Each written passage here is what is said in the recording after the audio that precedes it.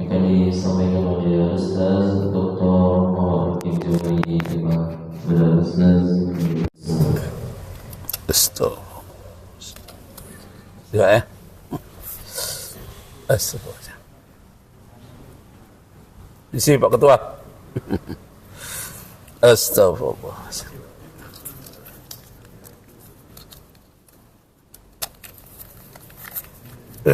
Alhamdulillah.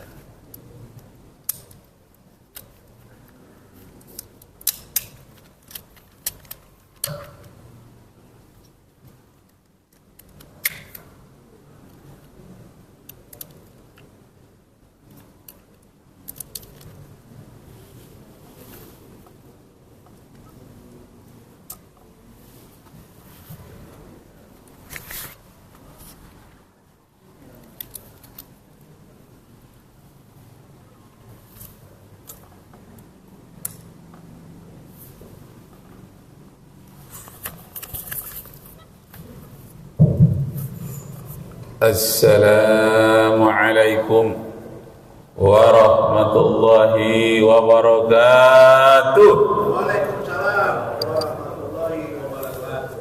Syukur alhamdulillah, kita persembahkan kehadirat Allah Subhanahu wa taala, Tuhan yang maha tinggi dan maha agung, yang telah menciptakan langit dan bumi beserta kedua isinya, dan telah menciptakan salat subuh untuk umat Islam seluruh dunia, di mana kita harus bergerak bangun subuh dan kita berusaha sesuai dengan bidang kita masing-masing. Salawat dan salam kepada junjungan alam Nabi kita Muhammad sallallahu alaihi wasallam. Allahumma salli ala Sayyidina Muhammad wa ala ali Sayyidina Muhammad. Bapak Ibu kaum muslimin yang berbahagia, sekarang tangan Allah sedang bekerja di Israel, tangan Allah bekerja di Amerika, tangan Allah bekerja di Iran, di Arab Saudi, Pakistan. Tangan Allah sedang bekerja.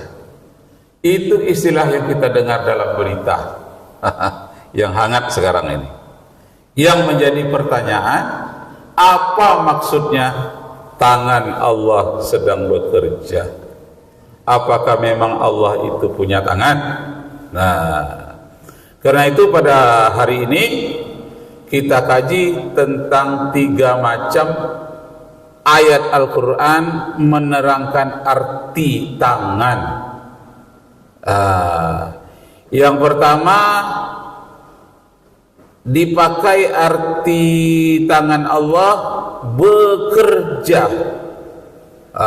Yang kedua, dipakai arti tangan Allah rezeki, rezeki dari tangan Allah. Tangan Allah di situ maksudnya rezeki. Yang ketiga, disebutkan di situ tangan Allah itu adalah janji Allah. Itu tangan Allah, janji Allah di atas janji-janji semua manusia yang ada di dunia. Karena ada orang membuat perjanjian, bersumpah saya akan menepati janji, tahu-tahu nggak bisa ditepati. Kenapa? Janji Allah lebih tinggi daripada janji mereka. Itu yang disebut dengan yadullahi fawqa aydihim, janji Allah di atas janji-janji mereka. Banyak orang berjanji-janji nggak bisa ditepati. Kenapa? Tidak diizinkan oleh Allah. Ada pula orang yang berjanji nggak ditepati karena khianat, ada. Tapi ada sudah berjanji sungguh-sungguh kedua belah pihak, tahu-tahu gagal. Kenapa? Janji Allah lebih tinggi daripada janji mereka. Dalam bahasa Al-Qur'annya, yadullahi fawqa aydihim, tangan Allah di atas tangan mereka. Pertanyaannya, apakah itu bukan tasabuh namanya? Menyerupakan Allah dengan manusia punya tangan. Itu syirik, itu syirik akbar, bisa masuk neraka kita. Atau istilah lainnya tajsim. Tajsim itu memberi Allah tu punya tubuh, punya tangan. Tajsim. Nama pemikirannya namanya pemikiran mujassimah. Kalau dalam pelajaran orang-orang barat itu namanya antropomorfisme, memanusiakan Tuhan. Nah, jadi bagaimana caranya dalam Al-Quran? Dipakai 3 pengertian tangan Allah.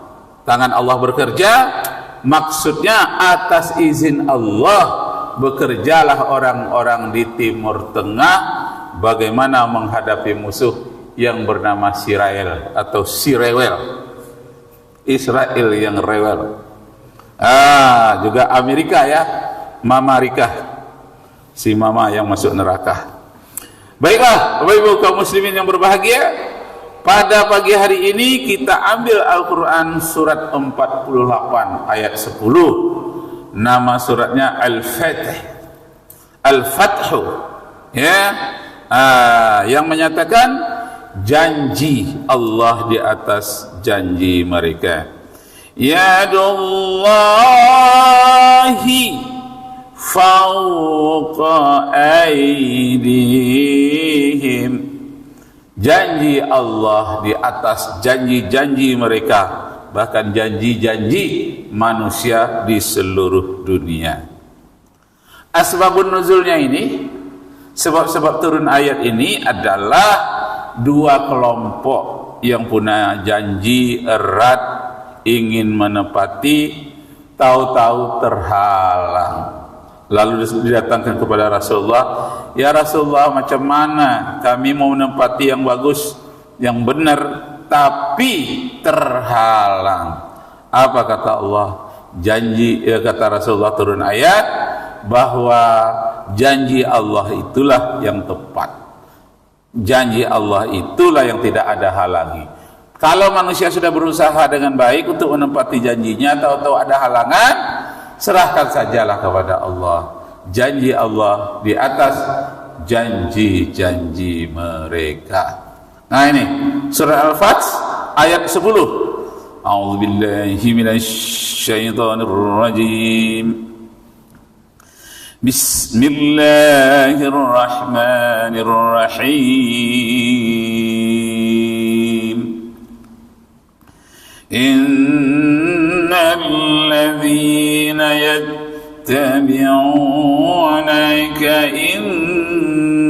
innama yattabi'una Allah, yadullahi fawqa aydihim, faman nakatha anna yankithu ala nafsih, wa man awfa bima ahada alayhi Allah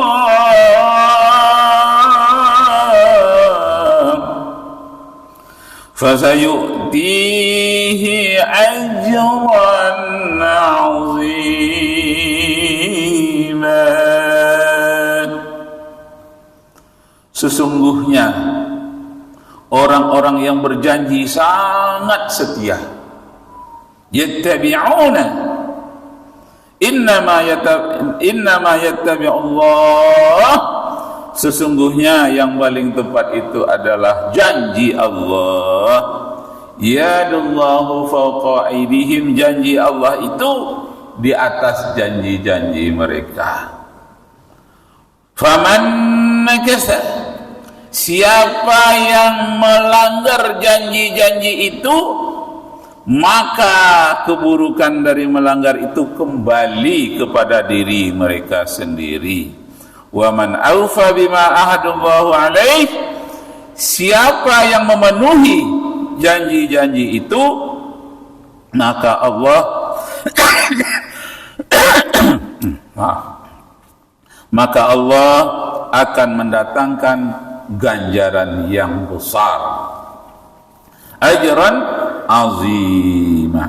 Nah, jadi kepada yang terhormat, pertanyaannya, kenapa di tengah-tengah masyarakat jahiliyah Allah menyebutkan banyak arti tangan itu? Bisanya artinya janji, bisa artinya rezeki, bisa artinya bekerja. Kenapa? Padahal di tengah-tengah masyarakat jahiliyah kok dipakai kata tangan seperti itu? Karena orang Arab sudah terbiasa dengan disebut majazi. Apa majazi itu? Sindiran, kiasan, perumpamaan. Dah terbiasa. Jadi sudah terbiasa dengan kiasan-kiasan seperti itu. Tinggi nilai sastranya, bahasanya orang Arab. Bahkan dipertandingkan kehebatan bahasa-bahasa Arab itu. Maka Imam Syafi'i sengaja dia tinggal di orang-orang Badui, di pedalaman yang tinggi nilai bahasa sastra Arabnya, halus sindirannya, halus sekali majas-majasnya atau kiasan-kiasannya, perumpamaannya. Disitulah Imam Syafi'i tinggal. Jadi karena dia lama tinggal di daerah-daerah orang yang Arab asli itu, orang Badui, akhirnya Imam Syafi'i menjadilah seorang penyair. Banyak syair-syair Imam Syafi'i, isinya nasihatnya semua. Di antaranya Imam Syafi'i itu menyuruh kita bergerak terus.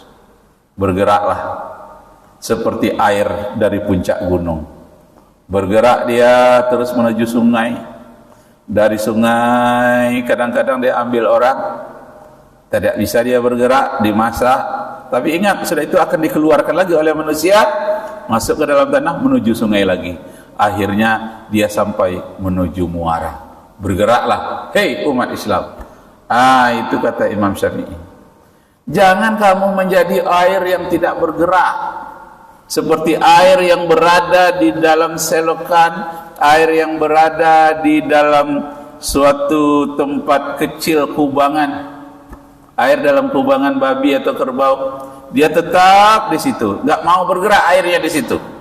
Air yang tidak bergerak, dia akan diberaki oleh katak, dan kemudian dia akan dimasuki oleh binatang-binatang yang membusukkan, dan airnya menjadi busuk. Kenapa? Karena tidak bergerak. Karena itu jadilah air yang bergerak dari puncak gunung, terus ke sungai, terus menuju lautan. Engkau akan sampai menuju cita-cita. Nah, banyak sekali sehingga dikumpulkan orang. Ini kata-kata mutiara, kumpulan kata-kata mutiara dari Imam Syafi'i. Jadi di antara imam yang 4 itu, mulai dari Hanafi, Maliki, Imam Syafi'i, Hambali, di antara 4-nya itu yang paling tinggi bahasanya adalah Imam Syafi'i. Tinggi sekali bahasanya. Jadi kena kedalaman bahasanya itu, apalagi dia hafal pula Al-Quran, dia hafal hadis ribuan. Muridnya dari Imam Syafi'i itu adalah Imam Bukhari, Tirmizi. Jadi ahli-ahli hadis itu bukan murid langsung dari Imam Syafi'i, murid dari murid Imam Syafi'i lagi. Jadi Imam Syafi'i punya murid, muridnya lagi, itulah Imam Bukhari.